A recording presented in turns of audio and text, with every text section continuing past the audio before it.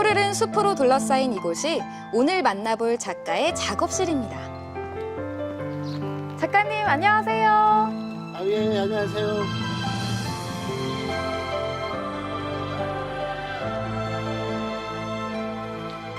제가 빗길을 쭉 걸어 올라왔는데 자연은 역시 너무 좋더라고요. 근데 이 자연에 미술이 더해졌어요.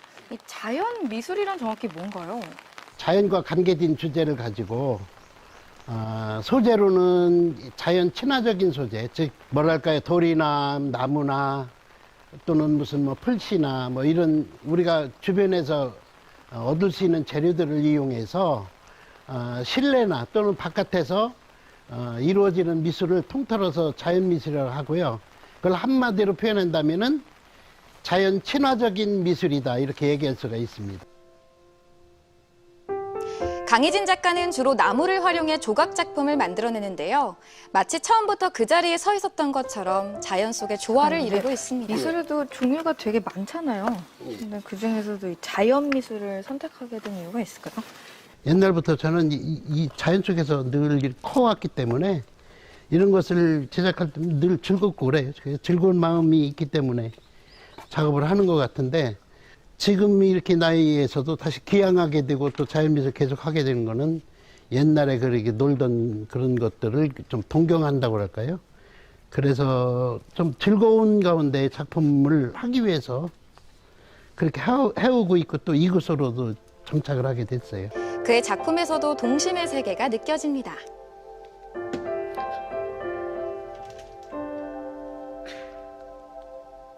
이 작품을 보니까 그냥 자연 미술 그 자체인 것 같아요. 굉장히 견고하고요. 자연의 소리를 대변하는 것 같은 느낌까지도 들어요.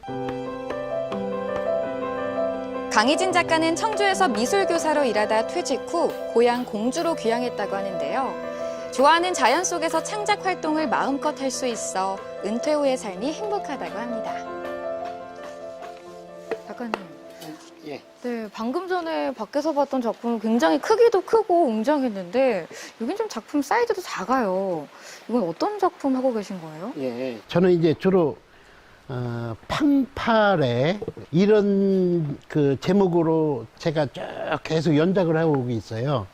그런데 이제 야외에서 이제 그런 것들을 해오고 있다가 이제 실내에서도 이런 걸 규모를 좀 작게 하고 재료를 좀 다른 걸로 해서 실내에서도 감상할 수 있는 작품을 만들어 보겠다는 취지로 지금 나무를 이용해서, 그러니까 이 나무를 이용하니까 목조지요. 목조를 이용해서 한 작품들이 지금 지난 겨울 동안에 계속 제작을 해왔어요. 그거에 지금 하나의 연작입니다. 연작을 지금 하고 있는 거예요.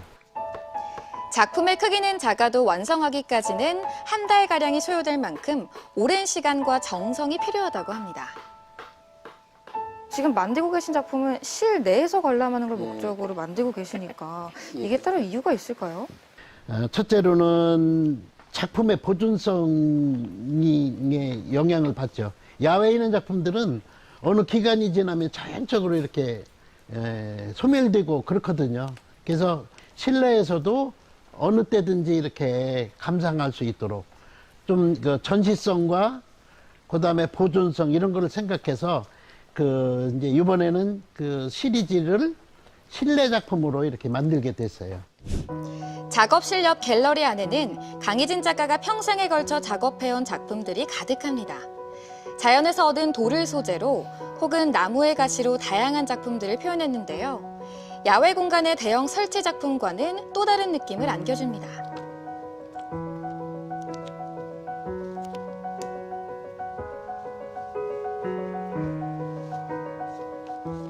약간 평면이라는 세계 속에 약간 자연 소재 입체감을 추가한 것도 굉장히 재미있는 것 같아요.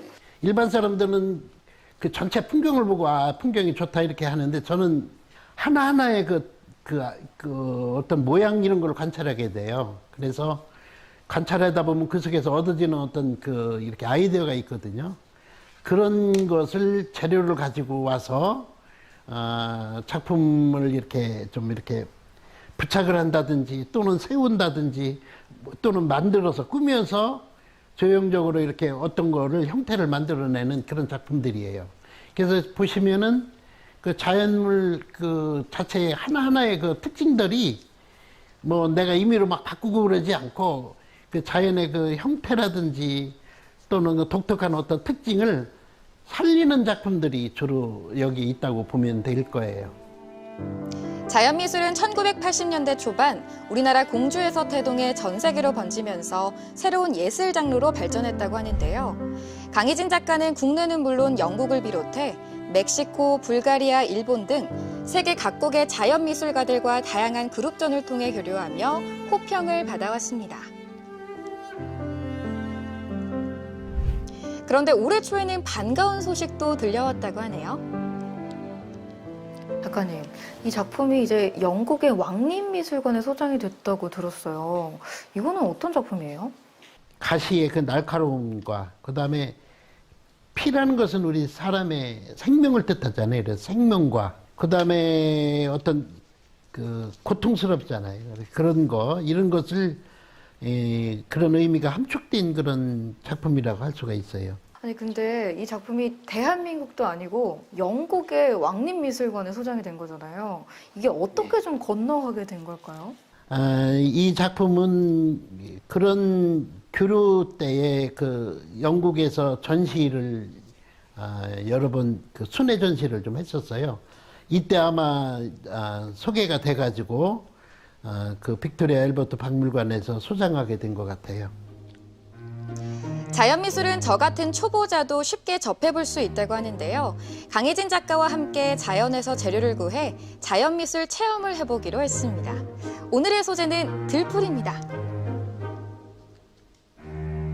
굉장히 소재가 많잖아요. 예, 그렇죠. 뭐 이런 풀도 있고 뭐 나무도 있고 돌도 있고 작가님은 주로 뭐 사용하세요? 근데 그때 그 작품 내용에 따라서 그 적절한 재료를 이제 찾아서 이제 이렇게 사용하고 있어요. 다 했다. 자, 그럼 이제 이걸로 한번 작품 만들어 보러 갈까요? 자, 드디어 자연에서 얻은 소재로 작품을 만들어 봅니다. 무심코 지나쳤던 들풀을 제가 어떻게 활용해 작품에 반영할지 기대해 주세요.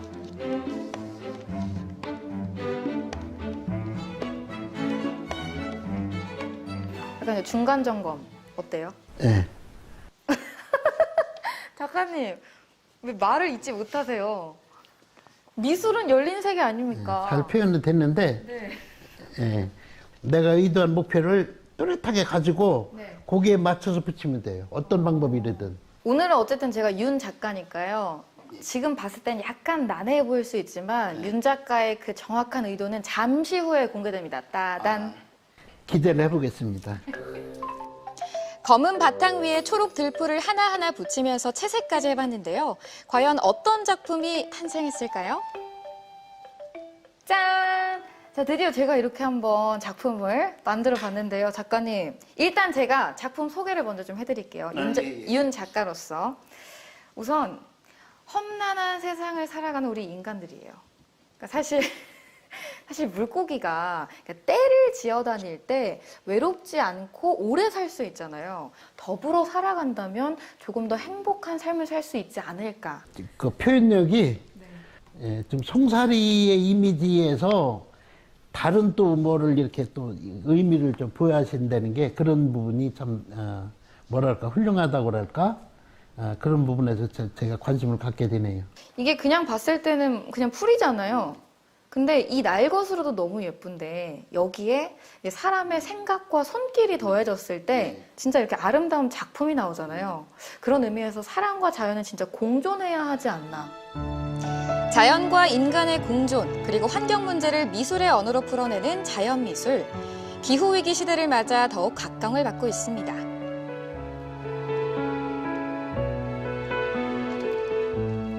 오로지 자연 미술, 그러니까 자연과 더불어서 또 자연 속에서 얻는 소재들을 가지고 그냥 작품에만 전념하려고 생각을 하고 있습니다.